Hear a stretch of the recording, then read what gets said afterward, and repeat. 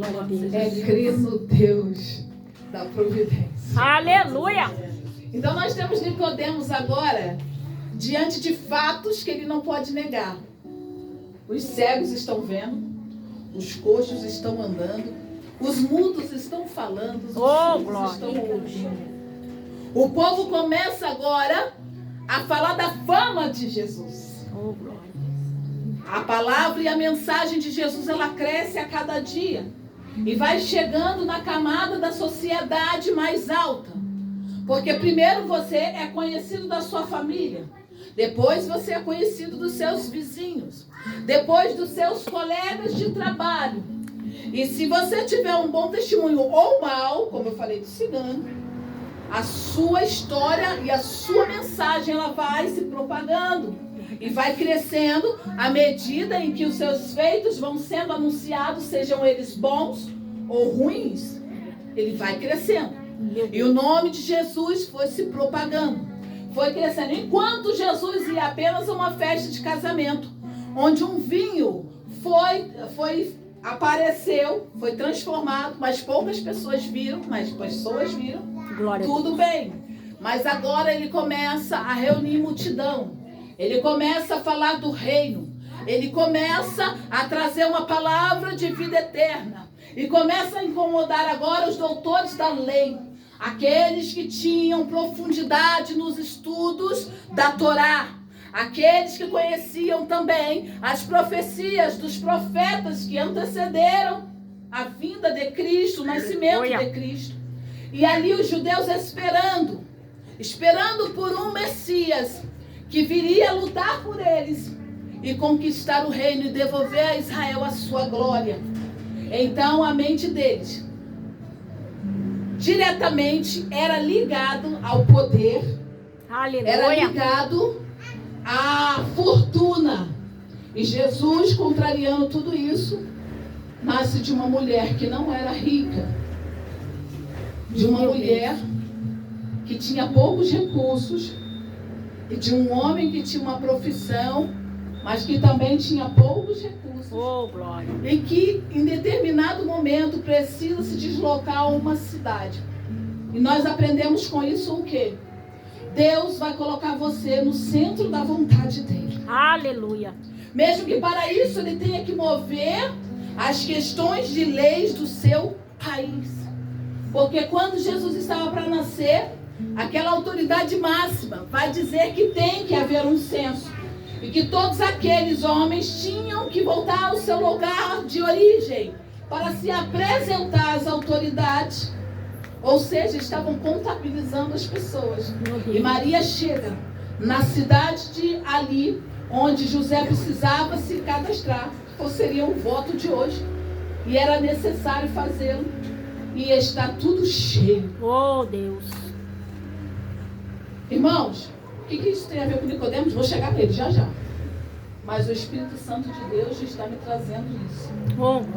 Como você entende que Deus está te chamando para um lugar, para que você cumpra o desejo dele, que a glória dele se manifeste em você, e as coisas começam a desandar, a sair dos trilhos, ou no desenho não parece, preciso de água, Meu Deus, que Deus está no caminho certo. Não parece que Deus está no caminho certo. Como que Maria, carregando um rei, eu já falei isso uma vez, como que Maria, carregando um rei, vai para uma cidade e não tem nada preparado para ela quando chegasse lá, irmãos. Não tinha nada preparado. As pessoas não tiveram compaixão de uma mulher grávida. meu Senhor. Se isso aconteceu no tempo de Jesus, que dirá hoje, irmãos? Como está a sociedade? Como está os jovens? Como está a educação? Agora você me diga, como contrariar isso? A evidência. Eu falei de fé, mas como contrariar a evidência? Oh, Jesus. A Bíblia não diz que Maria tosquenejou o seu pensamento, não. Mas se fosse eu no lugar de Maria, ia tosquenejar. Que Deus é esse que está dizendo que está comigo, que esse negócio apareceu em mim. Se fosse hoje, eu ia falar uma gravidez psicológica, porque não tem caminho para que essa criança esteja em mim. E agora eu estou aqui, e mesmo nessa condição, ninguém me dá preferência, gente. Não tô, olha o meu tamanho, ninguém está me enxergando. Como pode, irmãos? Quantas das vezes você foi confrontado, foi deixado de lado, foi injustiçado, mesmo tendo o selo da promessa? Meu Deus. As portas não se abriram Grande Deus. no momento em que você necessitava. Ó, meus irmãos, talvez você esteja se questionando se o teu tempo realmente chegou. Mas eu quero te dizer, o Deus que livrou a Pedro da prisão, que morreu naquela cruz, Ele tem poder para Aleluia. cumprir tudo aquilo que Ele te prometeu. Amém, Jesus. Só tenha certeza que foi Ele. Oh, glória. Aleluia. Agora eles estão lá procurando um lugar. E Jesus nasce lá em Belém. Mas preste atenção, que coisa doida. A profecia se cumpre. Porque de Belém ia nascer o Messias. Mas Jesus nasce em Belém. Passa um tempo no Egito.